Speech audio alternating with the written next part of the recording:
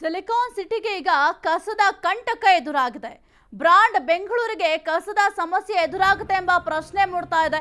Brand Bengaluru ಮಾಡ್ತೀವಿ ಅಂತ ಸರ್ಕಾರ ಏನೋ ಹೊರಟಿದೆ, ಆದರೆ ಬ್ರಾಂಡ್ ಬೆಂಗಳೂರಿಗೆ ಸದ್ಯಕ್ಕೆ ಕಸದ ಸಮಸ್ಯೆ ಎದುರಾಗುತ್ತಾ ಎಂಬ ಪ್ರಶ್ನೆ ಕೂಡ ಮೂಡ್ತಾ ಇದೆ. ನಾಳೆಯಿಂದ ಕಸದ ಸಮಸ್ಯೆ ಮತ್ತೆ ಶುರುವಾಗುತ್ತೆ ಬೆಂಗಳೂರಿನಲ್ಲಿ ಅಂತ ಅನಿಸ್ತಾ ಇದೆ. ಕಳೆದ 6 ತಿಂಗಳಿನಿಂದ ಗುತ್ತಿಗೆದಾರರಿಗೆ ಬಾಕಿ ಹಣ ಕೊಟ್ಟಿಲ್ಲ. ಸುಮಾರು 350 ಕೋಟಿ ಬಾಕಿ ಹಣ ಬರಬೇಕಾಗಿದೆ. ನಮ್ಮ ಬಾಕಿ ಹಣ ಕೊಡಿ ಅಂತ ಕೇಳ್ತಾ ಇದ್ದಾರೆ.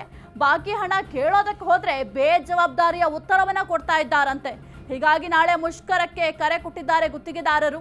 3 ತಿಂಗಳಿಗೆ ಅಧಿಕಾರಿಗಳಿಂದ ನಿಯಮ ಬದಲಾವಣೆ ಆಗ್ತಾ ಇದೆ. ಕಸ ತೆಗೆಯೋದಕ್ಕೆ ಬೆಳಗ್ಗೆ 5 ಗಂಟೆಗೆ ಬರಬೇಕಂತ ಹೇಳ್ತಾರೆ. ಹೆಂಗೆ ಬರೋದಕ್ಕಾಗುತ್ತೆ ಅಂತ ಪ್ರಶ್ನೆಯನ್ನ ಮಾಡ್ತಿದ್ದಾರೆ. ಆದರೆ ಪೌರ ಕಾರ್ಮಿಕರಿಗೆ ಸರಿಯಾದ ಸಾರಿಗೆ ವ್ಯವಸ್ಥೆ ಇಲ್ಲ, ಮೂಲಭೂತ ಸೌಕರ್ಯಗಳಿಲ್ಲ.